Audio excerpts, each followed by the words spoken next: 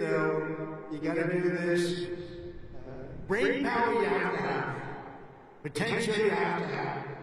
But to be really successful, you're always going to have to work hard. An example is a great athlete, Gary Player, great golfer. He wasn't as big as the other men that were playing against him, great, big, strong guys. Gary was a smaller guy. I don't want to say too sweet. A friend of mine gets angry at people because he hit the ball just as far. He said, I hit the ball further than them. Why am I small?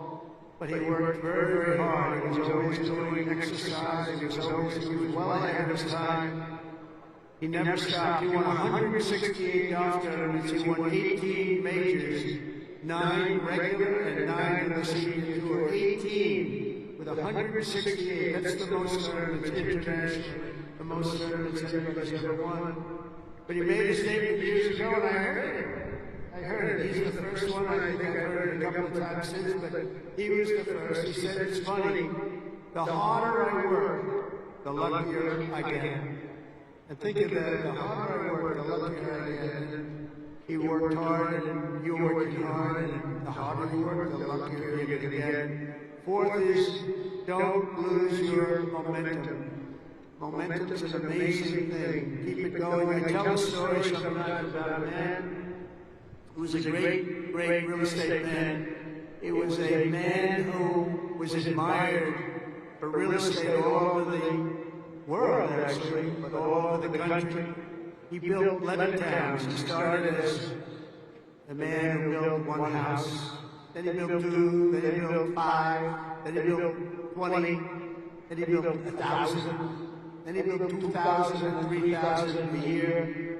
And he got very big, very big. He was great at what he did. You see him all over the country, still 11 towns. This was a long time ago. He was the first of the really, really big home builders. And he became very rich. He became a very rich man. And then he decided to sell. He was offered a lot of money by a big conglomerate, Gulf and Western, a big conglomerate. They didn't do real estate. They didn't know anything about it, but they saw the money he was making. They wanted to take the public company. And they gave him a lot of money, tremendous amount of money, more money than he ever thought he'd get. And he sold his company. And he had nothing to do. He ended up getting a divorce, found a new wife. Could you say a trophy wife? I guess we could say a trophy wife. It didn't work out too well. But it doesn't work out too well. I must have a lot of trophy wives. It doesn't work out. But it made him happy for a little while at least. But he found a new wife.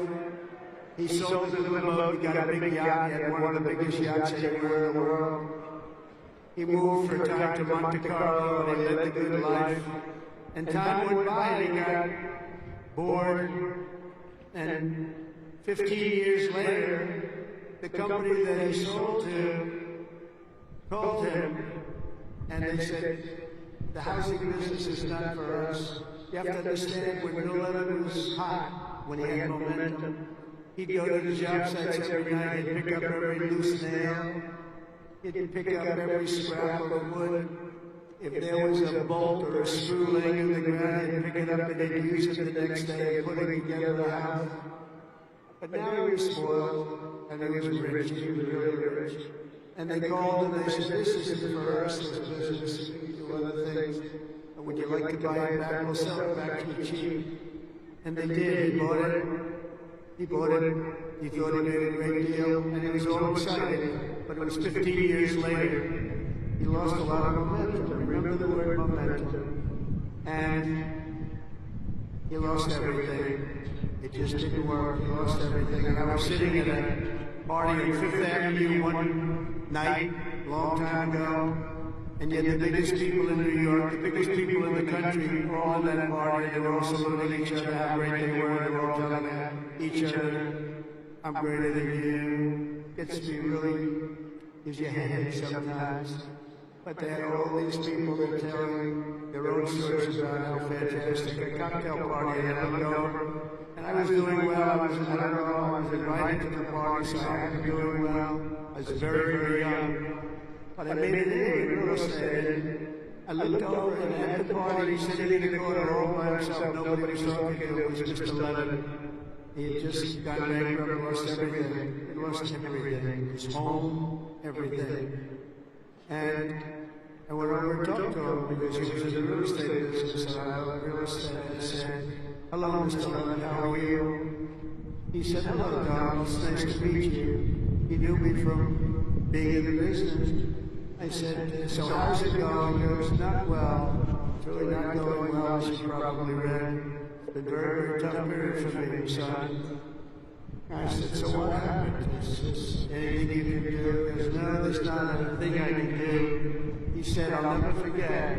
He said, "I've lost my momentum. I just didn't have it. I used to have it, but I lost my momentum." So it's a story I tell, and you have to know when you have the momentum, but sometimes you have to also know when you've lost the momentum. And leaving a field, sometimes leaving what you're doing, sometimes is okay. But you gotta have momentum, but you have to know that momentum is gone. You have to know when to say, it's time to get out. And it's a very sad story. I remember that story so well, like it was yesterday. Fifth, you have to have the courage to take risks and to do things differently. Eisenhower again was threatened with court-martials as a young officer for advocating a new doctrine of tank warfare. Billy Mitchell was thrown out of the Army for pioneering the use of air power. They said, "What do you mean air power? Don't be ridiculous." People willing to try and do things differently. It's never going to be easy for them, but they're the ones that are going to really do the important things. They're the ones who are going to make history. So don't be ashamed and don't be afraid. This is a time of incredible